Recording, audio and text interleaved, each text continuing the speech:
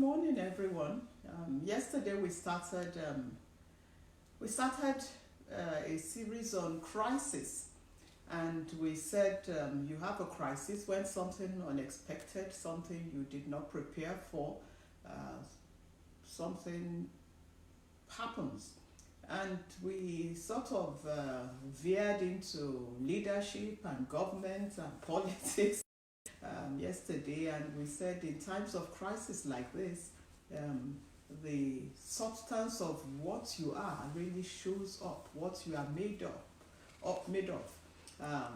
And we said that for periods of crisis, we really need to be prepared ahead of time. We likened it to the crisis our nation, our world is facing now, and the various reactions of the various governments and leaders, and the difference between true leaders and leaders who just found themselves there. So we said it's critical that when we think of choosing leaders, we look into the future to days like this when crisis will happen.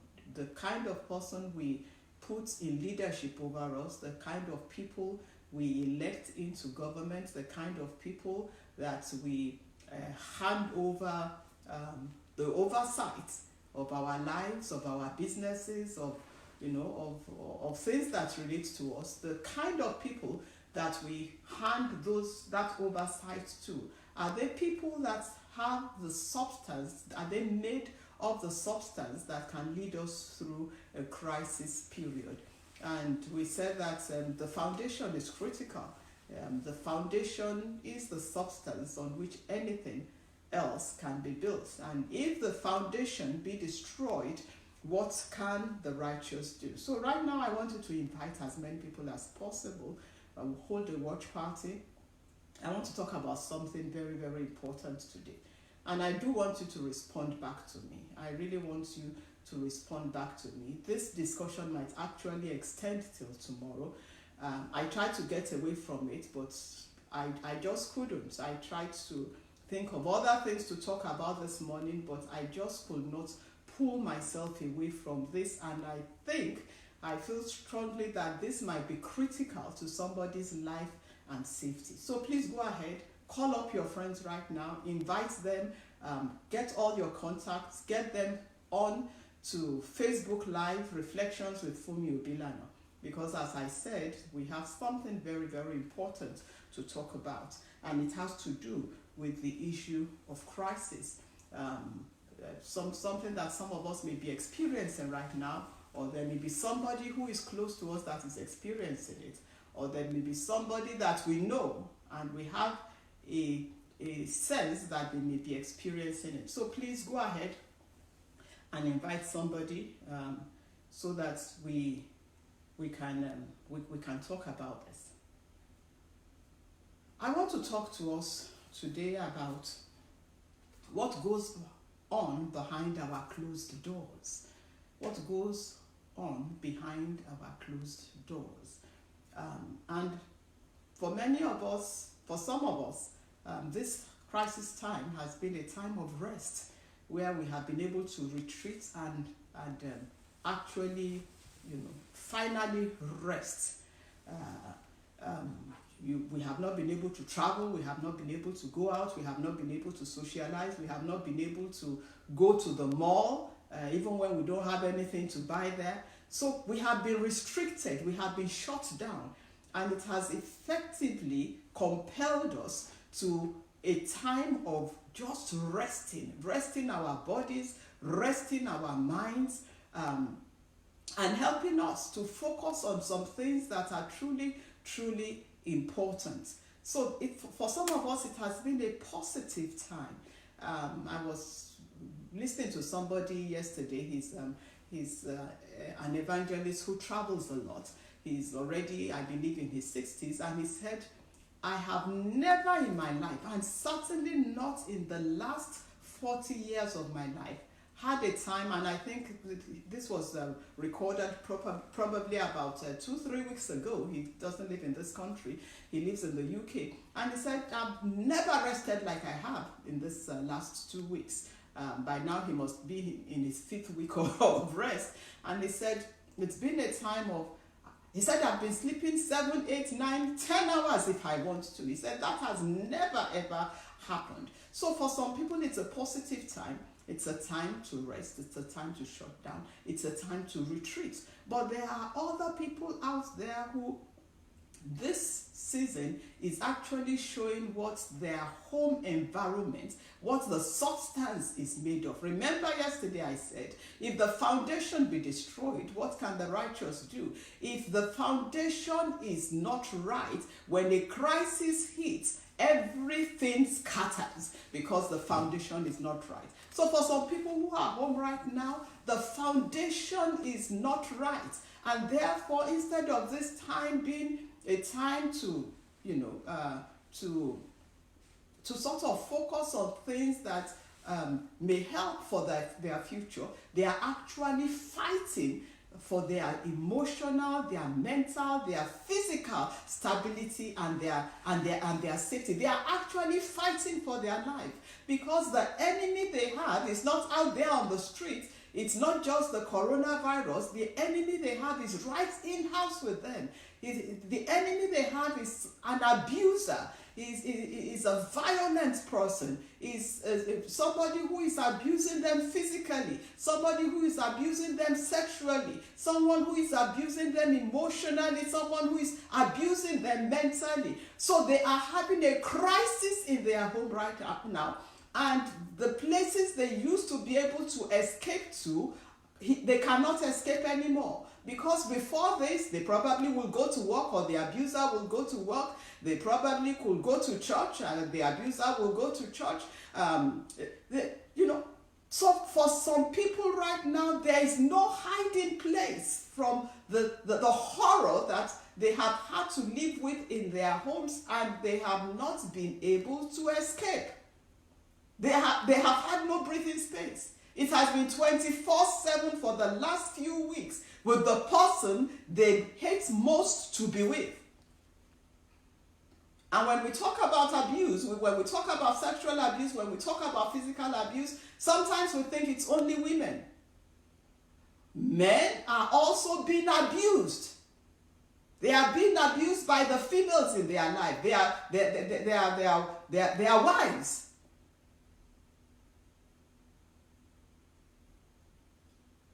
If you are being abused, whether it's a mental abuse, whether it's a physical abuse, whether it's a sexual abuse, please, you do not have to remain in that situation. This is the time for you to think about what you want to do with your life and do something. You have to do something. And if you know anyone who at this time is going through this kind of horror, it behoves you. If you have a relation, if you have a friend, do something for them. Because most times the victims, the prey of this kind of situations are helpless. They cannot help themselves. They feel hopeless. They feel abandoned. They already feel worthless. If you turn your Bible to 2 Samuel chapter 13, 2 Samuel chapter 13, it's the story of Ammon and Tamar. Amnon was the son of David. David, that great psalmist, that great man of God. God said that David was his friend. That great king, that wonderful psalmist that we all love, Psalm 91, which we all read every day now, was written by him. All the Psalms, Psalm 23, the Lord is my shepherd. This wonderful man who had a heart for God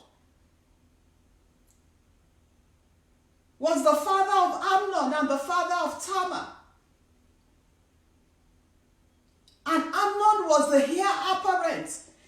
the one who was supposed to succeed his father on the throne. He was the first son. But Amnon had a problem. He had an eye for the ladies. He had a sexual urge that he could not control. Unfortunately, it wasn't just about ladies anywhere. It was also about a lady in his father's house, his own very sister. His own sister. He was so obsessed with his sister, he could not get his sister out of his mind. And one day he told his father, he said, I want my sister to come and visit me. Now, you know, the king's palace, there were many rooms, there were many houses in the compound. You know, everyone had their own apartment. And he had to ask his father's permission, can my sister come and visit me? I want her to make me some bread. Some bread. And the father said, all right, she's your sister. And we are told in 2 Samuel chapter 13, then Amnon said to Tamar, first Amnon said to Tamar, let me start from verse 9.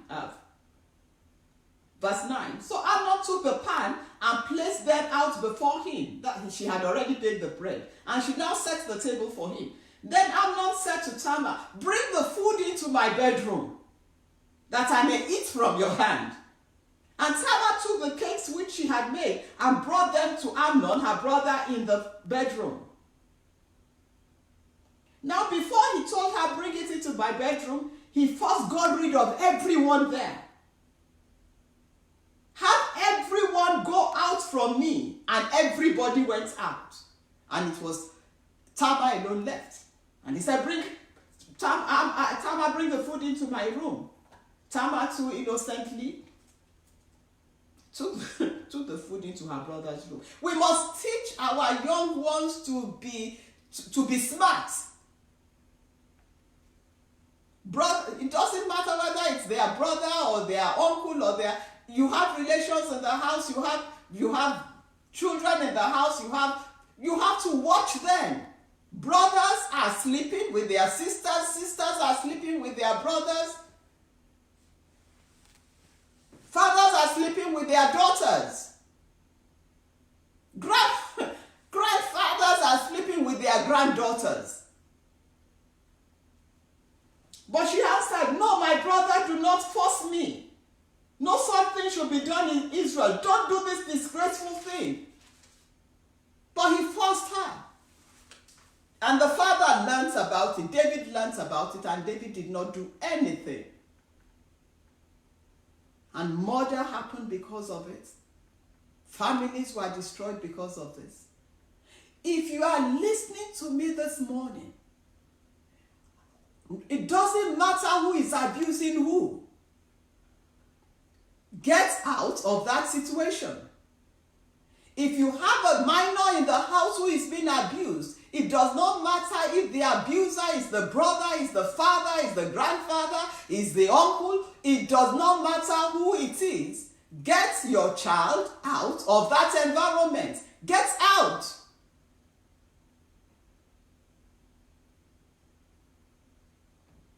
Get out.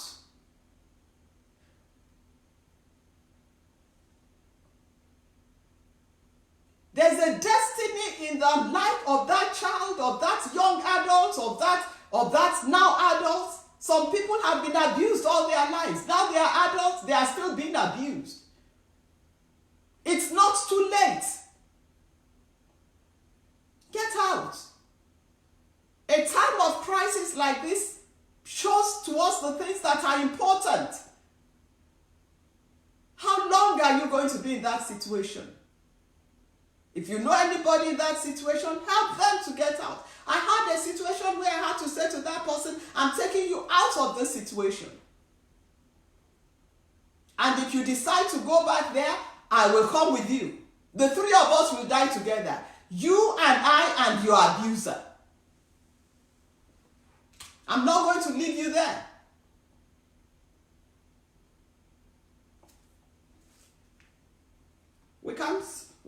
continue tomorrow. But I guess by now you already know how passionate I am about this. You now know how passionate I am about this.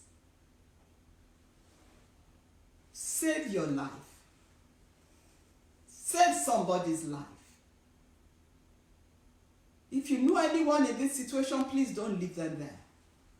Many years ago, I got to work one day. I saw some flowers. I love flowers on my colleague's table. I said, I love your flowers. What are you celebrating today? She said, I'm not celebrating anything. She said, my sister was married to somebody who constantly abused her. And she had left a few times. But then finally, one day she went back again. She said while she was sleeping, she said, the husband took a gun and blew out her brains. Are you going to wait until that happens? To you? To somebody you love? To somebody you know? Crisis. If you are shutting, this is the time for you to move. There are resources out there. Reach out to me, call me. It doesn't matter what part of the world you are in. No matter where you are, there are resources out there that can help you. I will go out and make sure I get somebody, no matter where you are. If you have no one around you, and I can assure you, you do have somebody around you if you only reach out. There's hope for you. Believe me. There's hope after abuse. There's hope after abuse. There's a whole beautiful future out there for you. Just come out. Step into the loving arms of the loving Father. A loving God. I'm talking about God, your Father now. Just step out and He will take care of you. He will make a way for you. Be strong, be courageous, be bold. Put an end to that horror in your life and in the life of somebody. Let me have a word of prayer with us this morning. So, Father, we are grateful. Thank you for loving us, our God and our Father. I pray for everyone, Lord, who may be going through abuse. Whatever kind of abuse, whether they are a man, a woman, a child, a boy, a girl. I ask, oh God, that you will give them that courage and that boldness to step out of that situation or to bring to advocate and bring somebody who is in that situation out. Father, Lord, we just want to appreciate you today. And once more, we lift up our families, our nations, our communities, our churches to you. We pray, Lord, that you will preserve lives. Thank you because all the projections that were given about how many people will die, Lord God, you heard our prayer. And those numbers have gone down. But Lord, we are asking you for more. We are asking you for more. Lord, please bring to an end this pandemic. Give our leaders the wisdom to do what is right, to bring this to an end. And Lord, please preserve our lives. Because you say to us that he that dwells in the secret place of the Most High shall abide under the shadow of the Almighty. Preserve our lives. Preserve our families. In Jesus' name, amen. Good morning, everyone. This is Funmi Obilana on Reflections. Please, tomorrow, I want to see your comments. And when you are tuning in tomorrow, get yourself a regular size bath towel. We are going to do something nice with our old bath towels tomorrow. Okay? Funmi Obilana Reflections. Have a wonderful day. God bless you.